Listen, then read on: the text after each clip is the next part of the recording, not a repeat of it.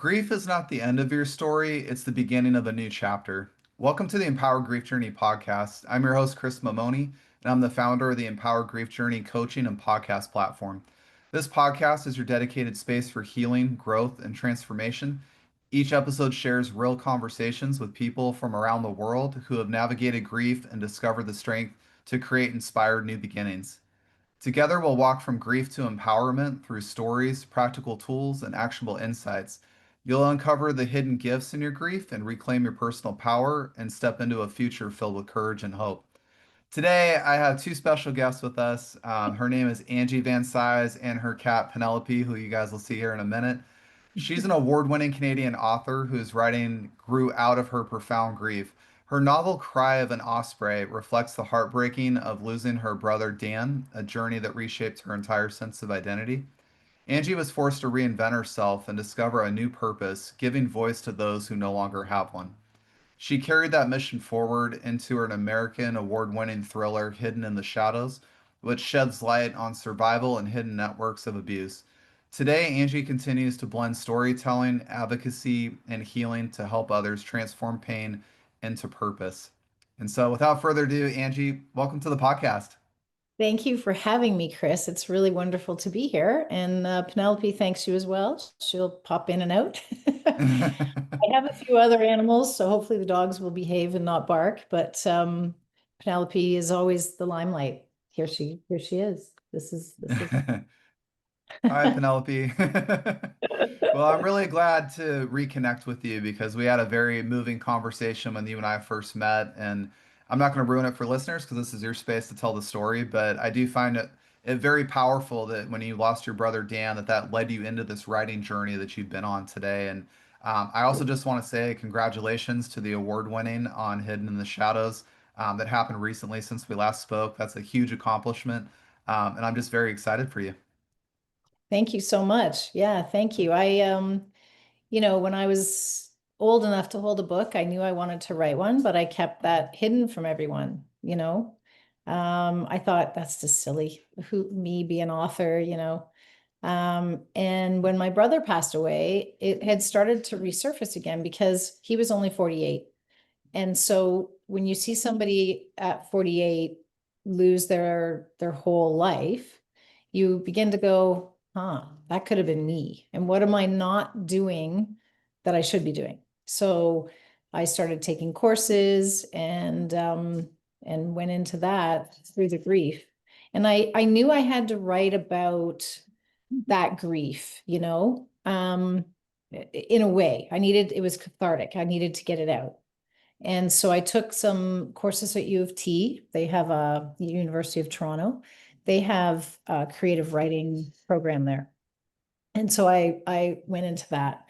But while I was doing that, of course, I thought the grief journey had kind of just begun and I was working through it, but there was more to come that I didn't really anticipate. And that was hard to navigate along with the book, the writing, my brother's loss.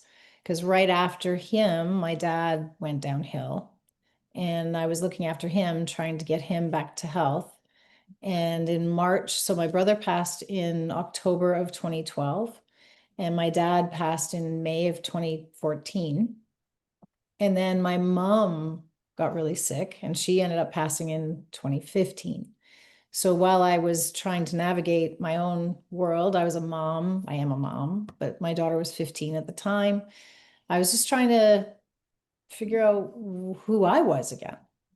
I was no longer my brother's little sister. I was no longer my dad or my mom's daughter. I mean, I still was, but in reality, I was an orphan and I needed to find out who I was without them. And so the writing really took me on that journey for sure. And when I started to find out about, the children out there that are being abused and being trafficked and not heard, my grief went into that passion and to try and help them.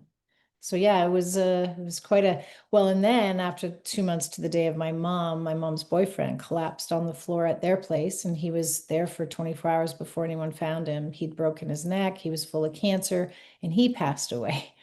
And Wow. in 2016, my house was hit with lightning and it caught fire. So I was out of that for 10 months. So I just kind of, that was my grand finale. I went out to the universe and I stood on my back deck and said, please tell me that's my grand finale. I'm done now, right? Like I'm done. I can kind of navigate forward now. Can I please? You know, luckily from that point on, I mean, I have gone through a divorce, but that was a much needed divorce. But it's been okay, like amicable and fine. So that wasn't a stress really. That was kind of a blooming, if you will, into this new Angie that sits here Well, today. So yeah. well, Angie, I appreciate you giving us a little bit of a background of your grief story because you sounds like you've had a similar walk of grief like I have, where you've had multiple heavy losses back to back in such a very short period of time. Yes. I wanted to ask you a little bit about what was it like navigating through those losses? Because I know when I've talked to people that go through that, and just like you and I experience, you kind of almost get a little bit of healing work going, and all of a sudden another one hits, and then another one. And at that point, you kind of end up in this place of saying, when's the next shoe going to drop? Because this just seems to keep happening. It's true. You kind of get a little camera shy, like you kind of, you don't want, you start to feel a little better, but you're afraid to feel better because you just know that something else is going to hammer you. It's almost like, you feel at some points like the world is against you, but that is sort of the victim card. And I think if you stay in that space, things will keep coming that are bad. You have to kind of rise above and realize that these are things out of our control. I couldn't stop my brother from having his blood clot explode, and I couldn't stop my dad's health from deteriorating, and him just giving up. And I couldn't stop my mom's heart from breaking when her son died, which is basically what happened. Um, and it was hard to navigate. It was hard to watch, but because one fled into another, I was so focused on being there for my dad and his health that I didn't really have time to grieve my brother. And then when dad passed and my mom's health started to decline and her cognitive was going, she only had 22% of her heart functioning because she'd had a really major heart attack. She didn't know when. Well, we all kind of knew when you have to pull the plug on your own son, it's not the easiest thing to have to do. Um, so I think I was distracted for a lot of it, right? I was distracted being the caregiver. Oh, I'll deal with that later because I've got to help these guys. So when my mom passed, and then I had nowhere to go, there was nowhere to be distracted. There was nowhere to say, oh, okay, I can deal with that later. That's when it kind of all came crashing in. And I think at that stage, I just felt like I was surviving, you know? I'd be in my car driving and I'd look around and I'd think the world just keeps going, doesn't it? It just no one knows what I've just gone through. No one knows my story and they just continue on with their story. And it's kind of this weird mind play, a game you play, because but it also helps because the world keeps going, so it pushes you forward. You have no choice. But for me, I think becoming the author that I always wanted to become, really, I took all of that grief and all of the anger that comes with it and all of the, I can't do anything about it. And I thought, yes, I can. I can put it into my writing and I can speak for others or I can be there for others. I can, speak for these children. I can, go in so many different directions. So I feel like it was a process for sure and a journey, definitely a journey. And I don't think it ever really ends. You learn different ways of dealing with it and you learn different ways of moving forward, I think, you know? I I really appreciate you bringing up the point, A, that grief never really ends. It's something Yeah. that's always there with us in life. And the bigger one that you talked about, that I don't have people often say this on my show, but it's kind of how I feel. The world does keep moving. And when we go through losing a mom or losing a brother or losing anybody in our life, it could even be a job for that matter, or moving. We Yeah. we almost feel like we're standing still and the world just keeps on going and we're sitting there just watching this thing spinning. And So it kind of true. makes us feel out of place. It makes us feel like, well, where's my place now? Or how am I supposed to re-engage with this? How am I supposed to move forward with this? I'm not really sure if I'm ready to do it. And I'm trying to show people that that's a very normalized process of grief. So I appreciate you sharing that example. Yeah, no, and it's so true because I remember driving the car and watching the world and just even the posts on Facebook, right? I would get, when my brother was in the hospital, he was in there for four days before we turned the machine off because he just didn't wake up one day. He was breathing, but he wasn't conscious. So over the course of the 4 days, we kind of had to make the decision of whether we were going to let him go or keep him alive just to see where it was going to go. But we could see he was deteriorating, so we knew.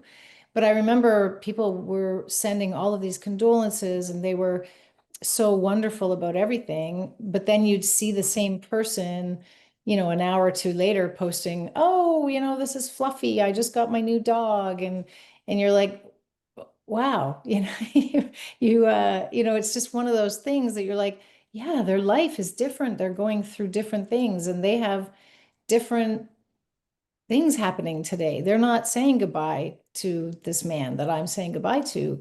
And I remember even being in the hospital, just I even wrote it in my book, watching out the window and there was a couple walking their dog and just laughing, and they had no idea of the horror that we were going through in the hospital. And it also made me aware that when that person cuts you off or when that person is just mean to you for no apparent reason, you kind of have to stop and say, whoa, I don't know what's going on in their world right now. Maybe they're just heading to go say goodbye to their loved one. They had to make the decision to turn off something, or maybe they did just lose their job and they don't know how they're going to pay for their house. Like you really don't know what people are going through. And so it kind of woke me up to that too, that, not that I was ever really judgmental or freaking out, but it brought awareness, right? Just that everybody has a story. Everybody has trauma. Everybody has stuff they're going through. And sometimes they just need that smile or that person to say it's going to be okay. Yeah, that's something that I learned a lot when I was in the mortgage industry for 8 years. I talked to Oh, thousands of people, honestly, talked a lot. And I dealt with people that one of my clients, I've never forgotten her. She and her husband got into a motorcycle accident. He ended up as a quadriplegic and oh, she ended up losing her job. They lost a house. I mean, they went through something most people never come close to. And right. I remember working at my job and underwriter was just like, well, we just need, this medical thing here and this thing here to explain that. And they were just like throwing this out like, just get it, just do it. And I sat there and I said, do you realize how hard what this woman just went through in her life? Yeah. Because I can't fathom it. Um, Yeah. and so it taught me a lot about what you just discussed is that there's a lot of people walking different paths in life. And a lot of us are taught to hide it and bury it sometimes and not really talk or express it as we go through our journeys. But I think it makes us very numb to the humanity side of our journey on life, which is that we all have different experiences. And this is where grief plays a big role for us, by the way, not in a negative context like society sees it, but a very Exactly. helpful way to say, this is a part of life. And I may not have gotten through this the way you did, but here's how I did it my way. And maybe that inspires other people. Maybe that shows us how to collectively help one another navigate these hard moments of life. Yeah, I totally agree. And I find you're right. You nailed it. The people, society, you're given 2 days for bereavement, right? Like, oh, okay, so you'll be back to work in 2 days and everything's okay.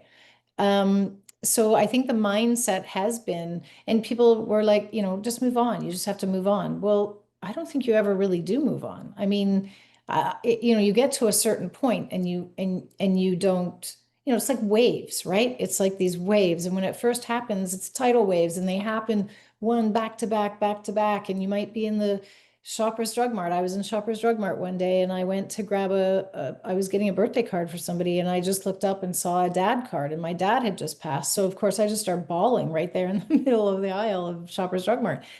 It can hit you like that. And it can be 10 years, 20 years. And oftentimes for me, I find as the years passed, it kind of got almost harder because it was that much longer since I'd heard their voice or seen their face or that they gave me a call, you know? And people seem to think that with time that goes on, it just gets easier. Well, yeah, the waves don't come as often, but I wouldn't say it's necessarily easier. It's just you've learned to navigate it a little bit better, right? And Yeah. those milestones of, you know, of their death date or their birth date or your own birth date, those ones, they sting. They still sting, you know? Like I'm coming up to the anniversary of my brother. It was the 21st of October when he didn't wake up. So his birthday was September 15th. My mom passed in August 18th, and then her birthday was the 23rd. My dad's was the 30th.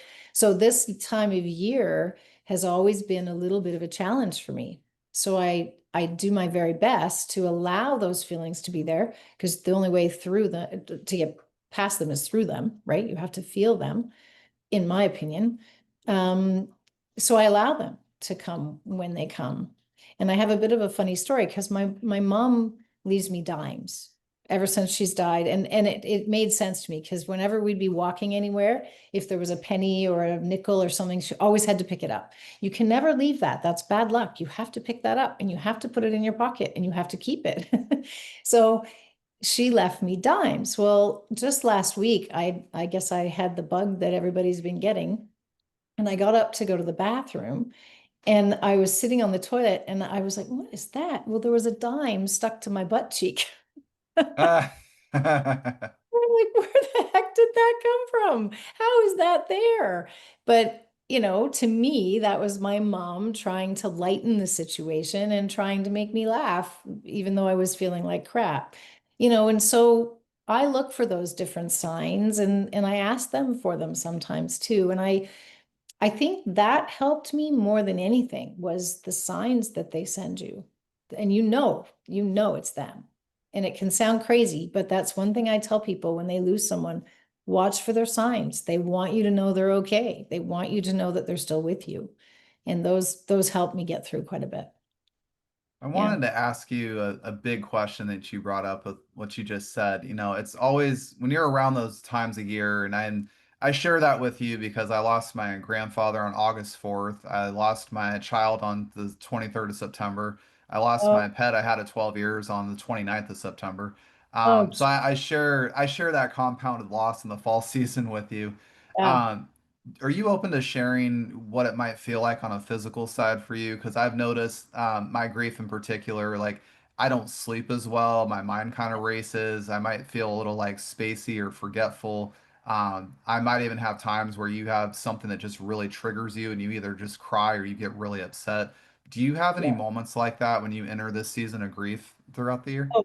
100%. And that's a good point because the physical part of grief is something that no one ever talks about. That physical impact that it has. And 100%, I find that I'm snappier, I'm less patient, you know, and brain fog is one for sure. I feel distracted and disoriented sometimes because there's always that in the forefront, right? There's always that grief, that reminder that, oh, here we go again, this time of year. But yeah, and I feel it really in my heart chakra space. Like I feel um sometimes like I can't breathe or a really heaviness sitting there. Like I feel, you know, you take a deep breath, but it feels like you have a corset around your lungs, you know? I feel that too. And it just it always sits in the pit of that pit in the stomach area. And I have to breathe through it. And, you know, and yeah, sometimes I'll distract myself or sometimes I'll read or sometimes I'll watch something, but it's the physical part is still there for sure. Yeah, that's a good point.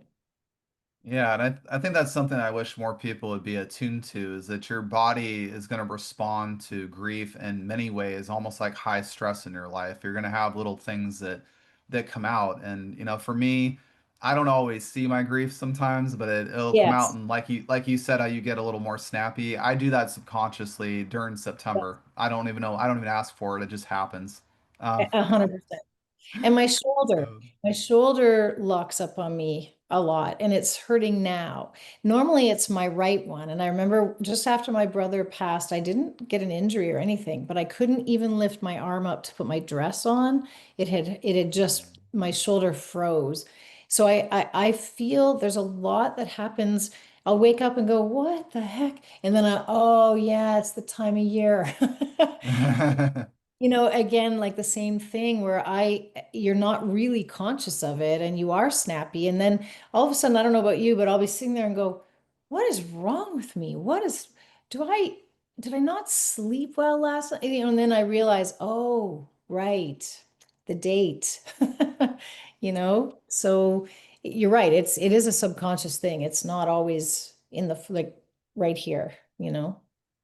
What do you do to acknowledge yourself in those moments? Because I struggle with this personally, so I just wanted to ask you that. But when you do feel those weird sensations going on or those moments of just not feeling like yourself, what do you do to acknowledge yourself and say, I am feeling grief today. I'm feeling this right now. And what are some ways that you try to either soothe yourself or give yourself some comfort in that moment?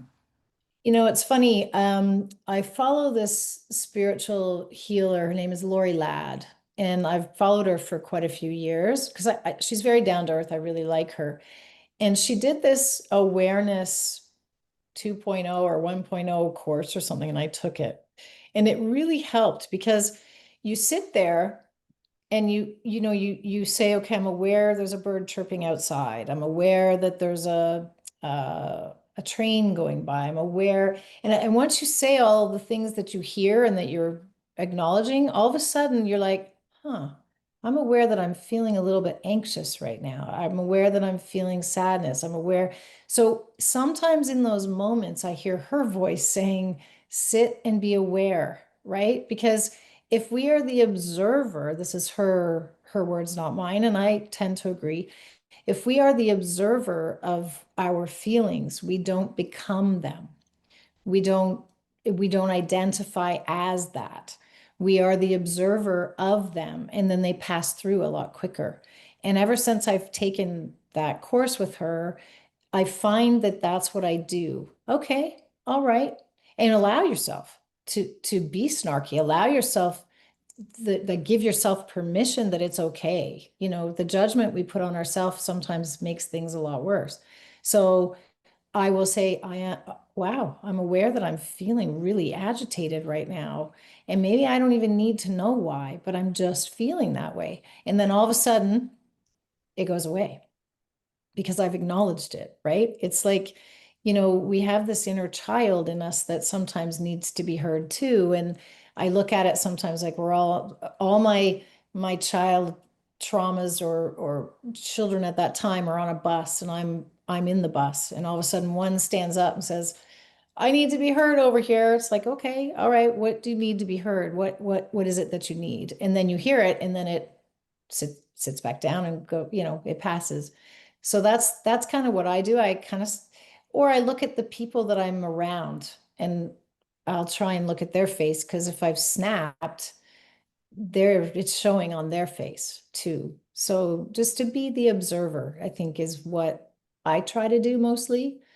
And I'm not perfect at it. I have to still work at it. But I think the more awareness we have in anything, the better, right? I really love that you brought that up because becoming the observer of your life can be a very powerful transformation, and especially in grief, because Yes. I got to that place through coaching I've done for many years of saying that I'm not angry, I'm not sad. And everybody identifies with those emotions, which is why they escalate very quickly. Mhm. Because you're all of a sudden saying, I am anger. No, you're not Yes, angry. You feel angry, or something's that's right. causing you to feel this way. And Exactly. when we get to that place, like you said, of becoming the observer and kind of going up above the situation to see what's going on, that's where we can sit there and say, oh, this is what I see, this is what I hear, this is what I feel. And that's a place where we can find some compassion because, for example, when I'm in that place of grief in September and I feel myself getting really angry, I sit there and say, that anger is actually love for your son. It's not anger over this thing over here. It's this thing coming out right now that needs to be seen, Right. heard, and understood. And Exactly. the minute I sit there and say, I'm having a grief moment right now, and that's okay. I give myself permission. That's the thing I use with all my coaching clients. Give yourself permission. Say those words. 100%. Um, 100%. and that's where you can sit there and go, okay, that's why I feel the way I do. I'm allowed to feel that right now. I'm allowed to have my space. Right. That allows that emotion to flow through you, and it allows you, by Exactly. the way, to ground yourself and get rid of these stigmas we talk about in society, but just allow yourself to be you. Um, Exactly. and I feel like that's a place that we can get to honor our loss and remember the loved ones who've gone before us and really just appreciate and value their contributions to our life while they were here. Well, because grief really is love, isn't it? It's just love in disguise. Because you wouldn't have that grief if you didn't have the love.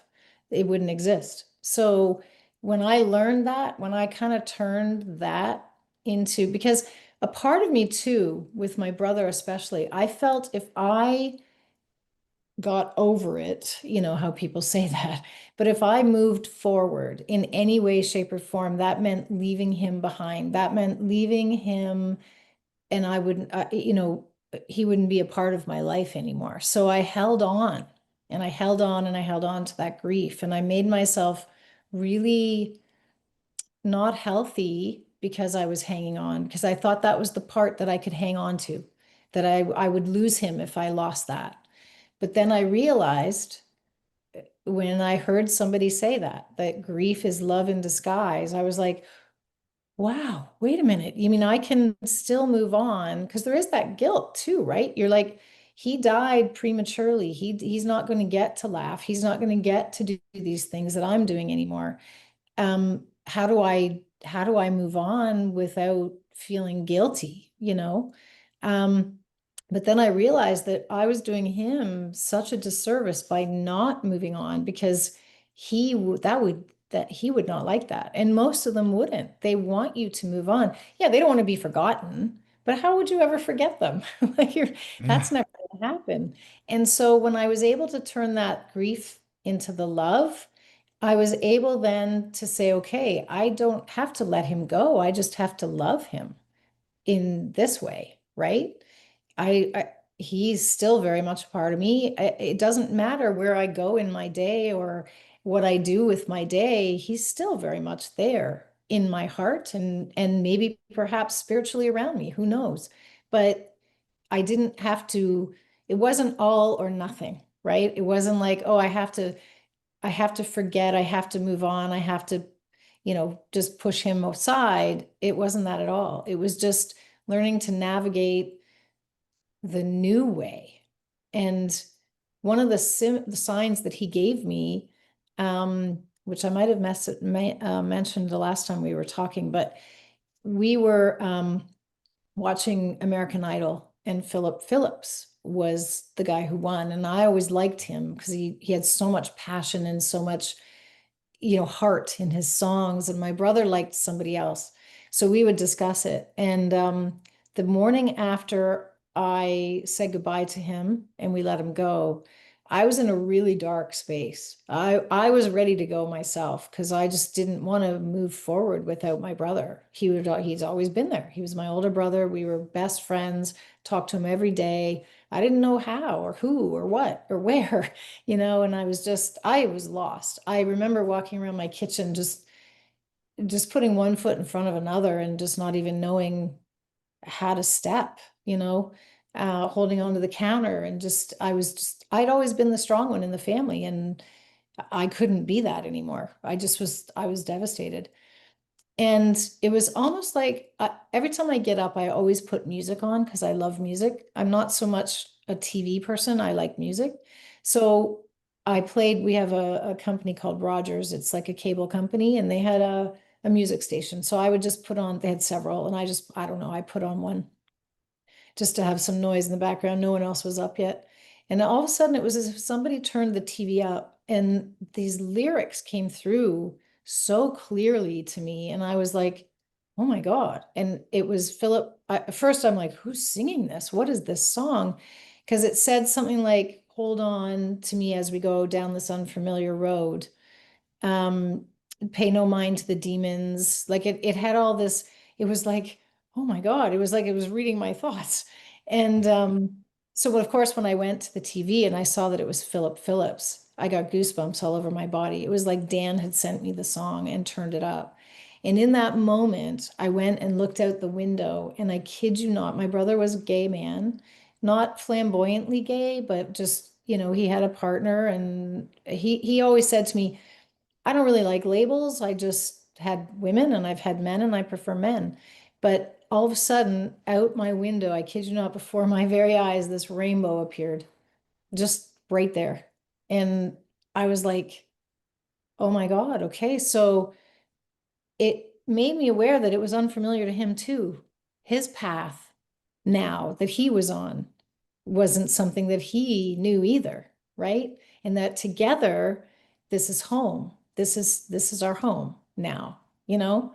And that was a moment that changed everything for me, you know? That's a really beautiful moment. And I'm really Yeah. glad that you picked up on those signs because I do believe I've had many. I had one yesterday on my hiking trip, and I can share that for another episode. But Yay. those signs come along from our loved ones on the other side of the planet. Yeah, Um, and they never left. They're just here in different form. Funny story. exactly. Uh, Exactly. And I yeah. totally believe that. And they let you know that, they let you know. And there has been so many. Just what weekend was it? A couple weekends ago, it was my brother's birthday. It was September 15th, and my daughter was coming up. She lives in a small town called Bracebridge. It's an hour and a half north of here. And so she was coming up, but in the morning she sent me this video. This bird, it was a huge bird, landed right on the front of her deck and stared in at her. And I always look up animal totems because we have a background of Aboriginal, and I believe that animals give us messages because we used to live all together. And we've forgotten that, but the animals haven't. So they still come in and try and give you messages. So anyway, it turns out it was a junior Cooper hawk. And so when I looked up the messages, my daughter had just failed an exam that really, really got to her because math has never been her best subject. She's in teachers college. And this was a comprehensive test to see where they're at. So she was feeling really down and really like, oh, I shouldn't even be in school. I should, it really knocked her back. And so this Cooper Hawk flies in, and the messages were all, you are on the right path, don't give up. And like it was beautiful. And I said, Uncle Dan sent that to you. She goes, I believe that. Well, then on our way up here, because we were going to spend the day together, she sends me this photograph. And it was of this truck in front of her. And I thought, oh, that's a really big truck or whatever. But then I thought, oh, I zoomed in on the license plate, and I kid you not, I can show you the picture. It said Dan V, and my last name is Vancise. There is one, in all of Ontario, there would be one license plate that would be Dan V because there's no replicates, right? You can't have duplicates of the same thing. And it happens to be just right in front of my daughter after the bird. So I said to her, well, that'd be Uncle Dan, just in case you had any doubts. Here you go. That's I incredible. Crazy. You can't explain that away. Like what are the odds? What are the odds that that vehicle is right in front of her on his birthday after she gets that hawk? Like, That's that's a big symbol that was meant to cross paths. right? Yeah, there's no questioning that. So, and I said, that is so amazing, sweetie, because I was waiting for my signs that day and he didn't give them to me. I'm like, he always made me wait for things. But he knew she would share that with me, So in a way, it was for both of us. But it was just, it makes you aware that, yeah, they are very much right here, right here, right Uh, alongside. Angie, I wanted to ask you, what's one of your favorite memories with your brother? One of my favorite ones. I have so many. Um, Probably we went to Costa Rica and together, and we both wanted to see Costa Rica really badly, and he arranged the whole trip, and we'd gone on this Gap tour. But in the Gap tour, you're given your vehicles and then you just go, they book everything for you, but no one's there touring with you. You just do your thing. So the first trek of the trip, we went to Monteverde up in the mountains to go zip lining. And we went for the day, and it was the most beautiful thing, zip lining. I don't know if you've ever done it, but it's incredible. But in Costa Rica, it's even more incredible because it's beautiful terrain and you're up higher. It's quite a challenge. Well, you go through all the series of different ones and you do different things. And on the very last one, it was a mile long and a mile high. So you had to go in tandem to have enough weight to get across. And it was just random. You'd go up the steps and whoever was there you'd get on with because they just pushed you along like to keep going. It was the very last one. And sure enough, when we get up at the top, my brother and I are together in that moment. And I will never forget that moment because it was just both of us were flying through the air above the jungle. You couldn't see the end on either side when you left. And it was just like you were free flying in the middle of this beautiful country. And we got to do that together. And he That's died. incredible. That was 2000. What would that have been? It probably would have been our first trip there. So it might have been 2011, like a year before he died. So that was an incredible, it just to be, in that moment with him, you know, and both of us appreciate it the same way. I don't think it would have been the same with anybody else, That's you a know? beautiful moment to look back on and enjoy because Yeah. I can't imagine. I'm a little afraid of heights, so I'm not sure how I do with that, but I can tell that it would be a very cool experience. It was. Yeah, I mean, you're literally flying through the air and you're above the canopy of jungle and you just feel so free in that moment. And he was very adventurous. I mean, he did more in his 48 years than most people will in a lifetime. He'd gone bungee jumping, he'd jumped from planes. And that's what I was really worried about was who's going to push me to do these things now, right? Who's going to make me go on these adventures and because we get comfortable in our lives and we get comfortable just in the familiar, and when you jump out of the familiar, out of your comfort zone, it's tough and you need that one person that's like, no, no, no, come on, let's do it. And that's who he was. But he still does it for me because I'll look at something and go, yeah, I got to try that, I know that he's still there going, do it, and so I hold on to that memory a lot because it's something that life is to be lived, right? And if you don't live life, to me, that's a tragedy because you're missing out on so much. Though I wouldn't have had that memory if we didn't go to Costa Rica and we didn't do that. We also went whitewater rafting in Monteverde and we had great experiences with that as well. He was on my boat. So that whole trip was incredible. That's a Yeah, beautiful memory to look back on, and I appreciate you sharing that with us today. Uh, thanks. Angie, I wanted to switch gears a little bit and talk about your writing because that's a big part of who you are. And I know that your brother Dan really inspired you to write Cry of an Osprey book. And I'd love for you to share with listeners a little bit about that moment when you decided to write that book because of it in his memory. And, tell us a little bit about what that book is. Sure. Yeah. It's funny, I contacted a medium shortly after he died, and I really wanted to know he was okay because he didn't want to pass. And she said, yeah, he's good, he's okay. He just wants you to stop feeling so guilty and that kind of stuff. But then she told me about the book that I'd always wanted to write. And I almost fell off my chair because like I said, I had told no one. I had told no one, not even my Nana who came through to tell me. And, but I stopped myself again because I thought, wait a minute. Okay, maybe I need to hear this. Maybe I need to do this. And then I started to look into it and honor my brother by doing it.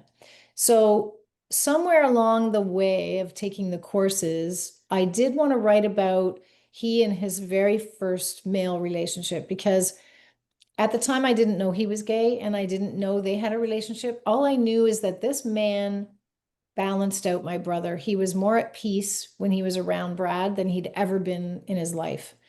He was very hyperactive, my brother, and he probably would have been diagnosed with ADHD, I would think, because he did have that kind of a brain. And just back then we called it hyperactivity, right? And if he drank milk, it got way worse. He just would be like, Dan, no milk ever. You can't have milk.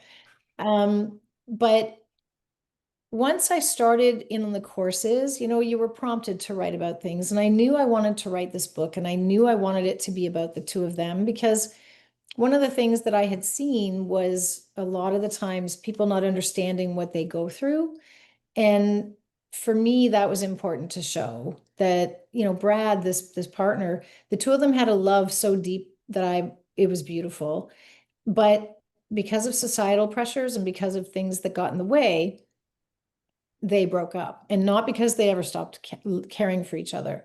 And my brother would always be devastated when he'd see Brad with somebody else. He always wanted to be back with Brad, even though he had a partner at the time. They should have always had their second go because they loved each other a lot. And so for me, the tragedy in my brother's death was him not knowing how this man felt. Because after Dan passed, and even during the hospital stint, if you will, Brad was there and he was devastated. He couldn't even talk. He was just at a loss. And Dan never knew that he felt that way. So it was important for me to write about that aspect. And then on the flip side, Amelia, who's me, talks about what we went through in the hospital.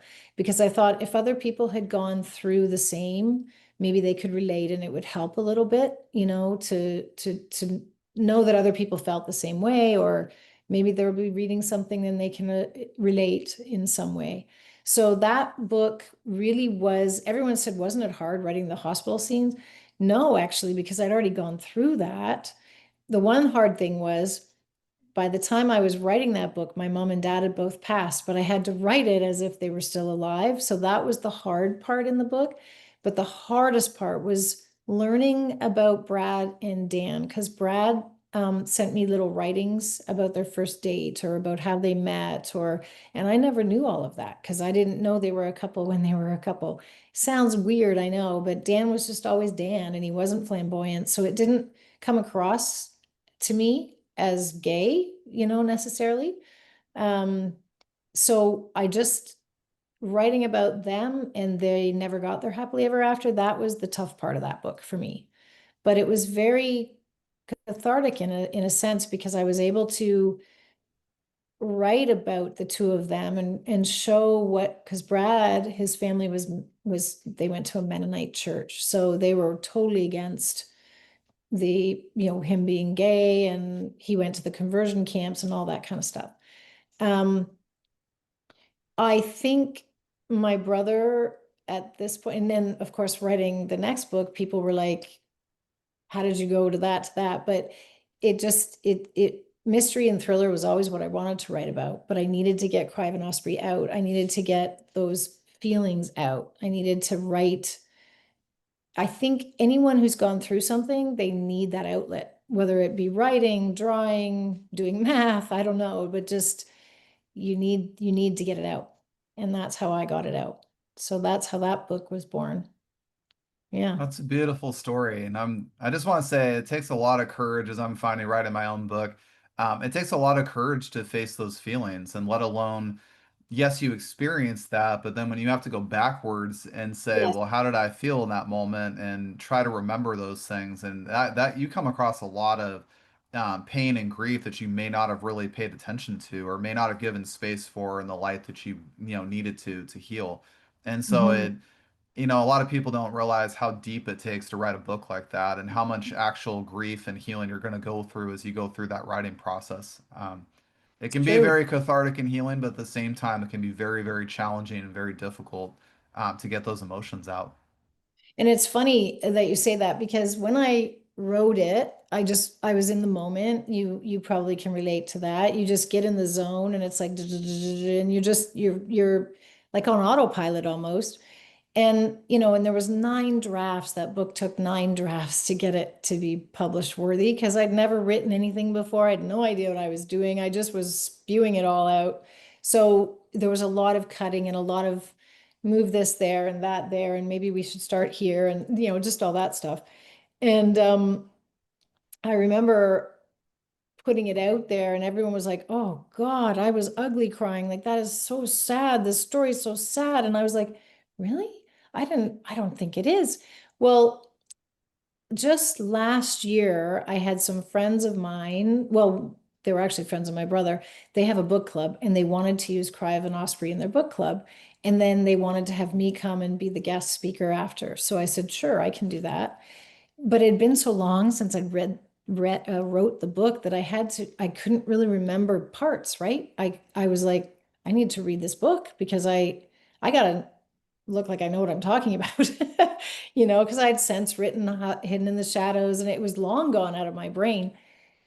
Well, my God, Chris, I read that book and I was bawling, and I'm like, it is really sad, but I just didn't. I think I was in such a sad space that it didn't feel sad. Do you know what I mean? And then when I reread it, when I'm not in that same headspace, I was like, oh, whew, that is that is pretty sad. There's good moments, but whew, heart-wrenching, and so that was an interesting observation for me, you know, like you say, you go back into the space. I very much had to, I guess, because when I reread it, I was not in that space. It was very interesting. Yeah. Well, that's very, that's very characteristic of how grief works in many ways. There's a lot of times we'll go through the year, and I love that you and I share a similar journey, so I can say this the right way. Most of Yeah. the year we can go on with our lives. We can be, do our normal thing, if you will, and live our lives. But there's always that season where our headspace shifts, and Yeah. that's where, we could read Cry of an Osprey in that space where we're not really in the grief mode, and we can read it Yes. and see it in that perspective. But then when we are in that grief area and we read it here, it's almost going to sound two different stories, two different experiences, two different Yeah. kinds of emotion. 100%. It's true. And that was a really kind of a cool observation because I really didn't. I would not have thought of that. I mean, I knew that certain, like you say, certain seasons, yes, there's an aspect of a different persona in your brain, but you just don't realize the outlook changes, the whole everything changes until you do read it again, and you're like, oh, okay. Now I get So, it. so Angie, as we're running out of time, but I did want to give Yeah. you like a minute or two to talk about Hidden in the Shadows, your second book that you bring out, the one that we talked about initially when we started the podcast that you recently won an award about. I'd love for you to tell listeners a little bit more about that. Sure, thanks. Yeah, I just from the last time we met till now, it won the New York City Big Book Award, which, if for horror, which for me, as I was saying, is really, really important because of the message being so taboo that's within that book. So after Dan and the Cry of an Osprey, I knew I wanted to do right. That's all I want to do for the rest of my life now. Pandora's box had been opened, and I was like, okay, I am now Angie the author. That's who I am. That's my new identity, and that's the identity I always wanted to have. So I contacted the same medium. She told me about a sheriff and small town. Well, I knew right away it was my grandfather. He was a police chief in Wasaga Beach for 30 years, and that is the longest freshwater beach in the world. That's our little claim to fame. It's a beautiful freshwater beach. Anyway, when I was 9, I found a photograph, and it was of this woman standing next to this tiny box. And I didn't understand what that was. It was in our family photos. So I said to Papa, "What's this?" And he stormed out of the room, wouldn't talk about it. Years later, when he passed, I found the photo again. So, and now that I saw it being 20 something, I realized that the small box was a coffin. So I knew when she said sheriff in small town that it was something to do with that photo. So it was back in 1933 in a way up north town. Like I don't know what I'm going to be able to find out about this thing. So I'm digging and I'm looking, and then somehow all this stuff started landing in my lap from the child trafficking rings and the satanic rituals and things that go on that I had no idea that were going on. And what propelled me forward through that was the grief of the survivors, because they would come on and speak their truth and tell people what they had been through. And the comments broke my heart because most of them were like, "You're lying. Why are you lying? You're making all this up." And I thought, my God, these poor survivors, they've been through hell, literal hell. They've seen the most horrific things. And now you're telling them that that didn't happen to them. Like, do you understand how hard it would be to come forward and speak that truth, knowing that you could die speaking it? And so then that propelled me forward, and I knew I had to take this story in that direction. So Evie is the main character. She finds the photo the same way, and she goes on a path to try and figure out what her grandfather was into or what was going on with this photograph. And on the flip side, there's a character named Charlie Baker who talks about his life in the foster homes and what he endured in the abuse, and every one of his chapters are real survivor testimonials. I gave them their voice and I told them they were heard. So it's the first of four. I'm going to explore more because it branches into many facets of our world, the Hollywood, the music industry. It's all intertwined. So the next book will show LJ gets kidnapped right off the bat, but he always knew that would happen because he has a Christ consciousness and he knew he came here to manipulate the system. So I'm going to show the system, if you will, through his eyes of manipulation, not so much a victim. And then the other point of view, I like to write in two point of views. The other point of view will be his mom looking for him and what she uncovers. So yeah, so that's a quick little rundown of where that one comes from. But it's also from grief. It's grief of these children. And I'll just share with you one other vision that happened quickly. I know you have to go. Um, I kind of, after writing Hidden in the Shadows, went into this blank space and I just could not gather any words. I couldn't, it was like a total block. So I was getting reflexology done by a friend of mine who also takes you through meditations and things. And I went into this meditative state and I ended up being in the middle of this forest. And I was looking around going, what am I doing here? I mean, I love forests and I love being around the trees. And then all of a sudden my brother appeared at the edge of all the trees. And I was like, oh, he said, you can come here. We can meet here. We can talk about your work. And I said, oh, he goes, and you have to do this work on your end. And he stepped aside. And Chris, I kid you not, all these kids appeared behind all of the trees, thousands of them, thousands. Like I couldn't see past anything but children. And he said, and I'm doing my work here. And I was like, oh my God. He said, that's why I had to leave. So I use that vision to move forward because it's not a nice topic to be able to write about, but I have a mission and I know what it is now. So therefore I will continue. And I know he's helping, you know? That's a really beautiful story, Angie. And I can't Yeah. help but understand that you and Dan had such a big connection, bigger than I think you both knew at the time when he passed. Yeah. And I just Yeah. think I think it's beautiful for you to continue to put forward that passion and shedding light on that topic that really is in many ways taboo in society today, not to talk about. Because I do think there's parts of this world that are hidden in the shadows that there's not necessarily good things going on, and I think there are things that if we were to shed light on, we could actually have an opportunity to save lives in many ways, the lives of children. And I think Yeah. that children haven't gotten to experience the world and grown up in many ways, and they're innocent lives that don't deserve to go through some of the things they experience on their time here on Earth. 100%. And I know the funny thing is, Chris, is that, it's known as Pizzagate, right? And that's been kind of debunked, but it's not really been debunked. But and then you get told it's a far right conspiracy and whatever. So I think my first book had to be written in order for people to take this one seriously because I'm writing about my gay brother. So clearly I'm not a far right conspiracy theorist. I mean, yeah, I we could go on about what the whole world, and I think that it's really gone to shit. And I think that they're pushing agendas that there's difference between an agenda and acceptance, right? And I don't think There even my is. would be really happy with the way things are going right now. But it gives me credibility because people can read my book and think, oh, she's a far right nut job. Well, no, did you read my first book?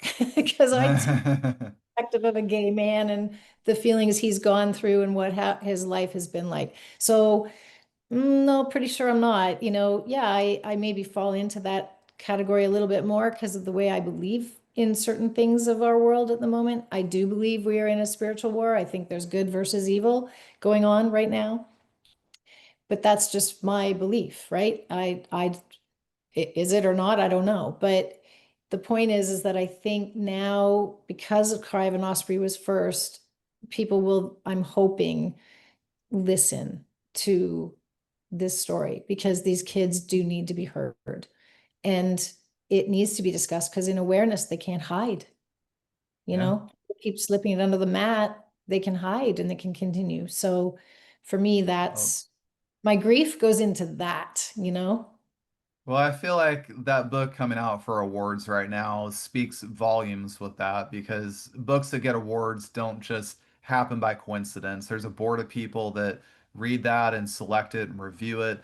There's people that get access to the book as well who go through that process to give their feedback on what that book's about and what their thoughts around it. And so, you've shared a topic that is controversial, especially where I'm at in the United States and even where I live in many ways. And something that I try to encourage people, especially with what happened last month, is the following: is that we don't have to always like and agree to everybody's perspective, but we have to respect each other for their own beliefs and their own theories of life. And that's where I always try to encourage people because I'm an acceptance coach, and acceptance means we don't have to like and agree to it, but we've got to Right. respect it and accept it for what it is. And Exactly. if we can live in a place of curiosity and open-mindedness and respect to other people, you will be surprised how much you learn. You'll be surprised how much you grow as a person. You might find you have more in common than you do apart. Yep. And I just always see an opportunity there for us collectively as a whole to make ourselves better through the journey. And that's what I think, hearing the story today about your brother Dan and hearing about your book, Cry for an Osprey, when we hear stories like this on my podcast, this is an opportunity I tell people that you can take away one or two things from this episode. You might resonate with something, you might not, but the things you don't like are going to make you think. And those are the things and the places where you have opportunities to grow and learn and evolve and become a better person. And that doesn't mean, by the way, you're going to take Angie's mindset and run with it and live Yeah. Angie's prospect. That doesn't mean that. But she might force you to think. She might force you to go research something or go ask a question or talk to somebody you know really well that you feel comfortable enough to talk about these topics. And Yeah. you might have a big opportunity in front of you to grow as a person. And so, I with love that, that. Angie, I just wanted to say big, big thank you for you to come in on the podcast today and sharing your story. There was so much about grief that you shared with us today that many, many people need to hear. So I just want to say from the bottom of my heart, I consider you a friend, and I'm very, very grateful to have had you on the podcast today. Well, Chris and I feel the same way. I think we connected really well on that first one, and I did feel like you were part of my family, and the work you do is so important. And if we together in this podcast can touch one person and help their grief journey, then I am so thrilled. And like you say, if I can get even one person to have a light bulb go on and question anything, then that's really awesome too. Because I agree. I think we all grow through questions and through research. And I tried to debunk it. That's why I started in on it. So, I'm I'm with you on that. I'm more of a I like to ask lots of questions and do lots of research kind of person, so I don't always take things at face value, but I dig and do research and there's some Same. stuff I've learned is just, it's, faux or made up or something. There's other Yeah. stuff that I've actually ended up, believe it or not with many answers, but more questions. And Yes, so me uh too. I always say don't always just take something at face value. Do your own research, do your own homework. Don't be scared to ask questions or think differently. Don't Right. be scared to do that because, as Angie shared with us today, grief is your own personal journey. You're going to grieve the way you need to grieve. You're going to explore the way you need to explore, and nobody can really tell you how to do that. But it's Mm. through those stories of people that you talk to, people like Angie and myself, that you can sit there and find things to resonate with and have commonality with. And so that's where I think your journey can start.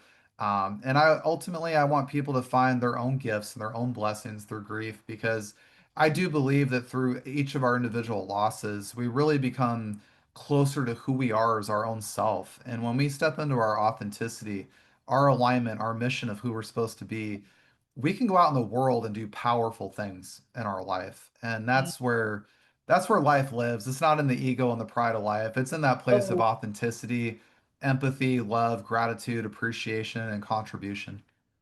couldn't agree more. I well said. Like, couldn't agree more. 100%. So, 100%. Angie, if people want to connect with you after listening to the podcast, where can they find you? I have a new website. It's AD Vancise. So ADVANCISE.net. And they can send a contact form through there. They can go and click on the book to see if they want to purchase it. It's available in audio, both books. No, the Cry of an Osprey isn't available in audio book, but Hidden in the Shadows is. So they can contact me through there. And I would love to hear from survivors. I'd love to hear if they have, just need someone to talk to. Uh, you do your work, and I think that's the most beautiful thing because there's a lot of people hurting, and through hurt, they do things we know, right? That they don't mean Mhm. to do. So healing is really important. Well, Yeah. I'd like to encourage you guys, go check out Angie on her website. I'll have her website link in the show notes so you guys can get connected with her. Again, Angie, thanks so much for being on the show today. And listeners, I want to thank all of you guys for joining Angie and I on today's episode of the Empowered Grief Journey podcast. If this episode resonated with you, please share it with somebody you know who could benefit from Angie's story.